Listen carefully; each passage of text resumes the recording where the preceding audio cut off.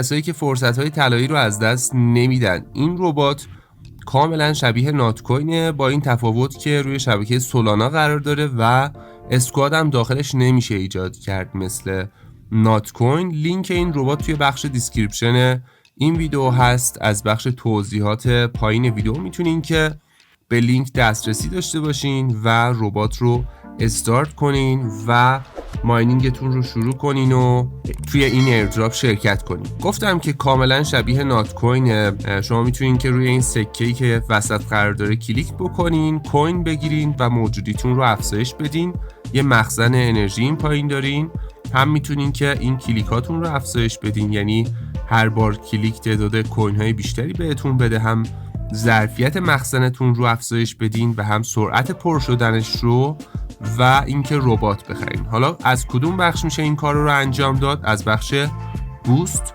شما میتونین که بیاین پایین بخش بوسترز، هم میتونین بات بخرین، ریشارژینگ اسپید بخرین، سرعت شارژتون رو بالا ببرین، یا اینکه میتونین انرژی لیمیت رو افزایش بدین و یا اینکه مولتی تپ رو افزایش بدین، لول اپش کنین که توی هر بار تپ کردن، هر بار کلیک کردن تعداد کوین های بیشتری به حسابتون اضافه بشه.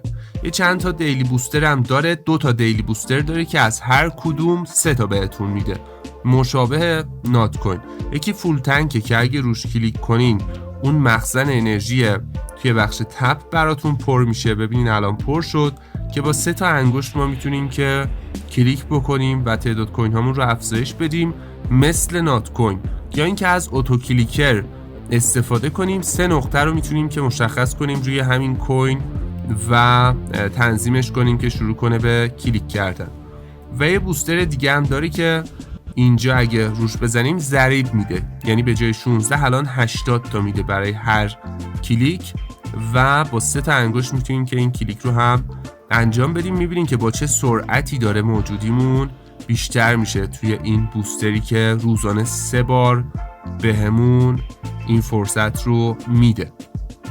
خب بریم سراغ بخشای دیگه توی منو. توی بخش استاتوس اگه بیایم، گفته که تا الان بیش از 2,116,000 پلیر تونسته که جذب بکنه و روزانه نزدیک به 1,000,000 پلیر فعال داره و در هر لحظه بیشتر از 26,000 نفر دارن این بازی رو انجام میدن. واقعا آمار فوق‌العاده‌ایه، البته نه در مقایسه با نات کوین. بخش تسکم که اگه تسکی رو تکمیل کرده باشین، اینجا یه نقطه قرمز رنگی براتون ظاهر میشه که نشون میده باید بهش سر بزنین و کوین هایی که بهتون جایزه داده شده رو دریافت بکنین. من وارد بخش تسک میشم. فعلا تسکی رو تکمیل نکردم، ولی قبلا چند تا تسک رو کامل کردم و جایزشم دریافت کردم. بخش رفرال هم که بهمون لینک رفرال گیری میده، میتونیم از این بخش اینوایت فرند لینک رو دریافت کنیم، با دوستانمون به اشتراک بذاریم و اینجوری درآمدمون تو این اپلیکیشن رو افزایش بدیم. فقط بهتره که زیر مجموعه هامون کاربرای فعال باشن، چون به همون میزان که زیر مجموعه هامون دارن کوین به دست میارن به ما کوین اضافه میشه. اگه کاربر غیر فعال یا فیک اضافه کنیم هیچ تأثیری روی درآمدمون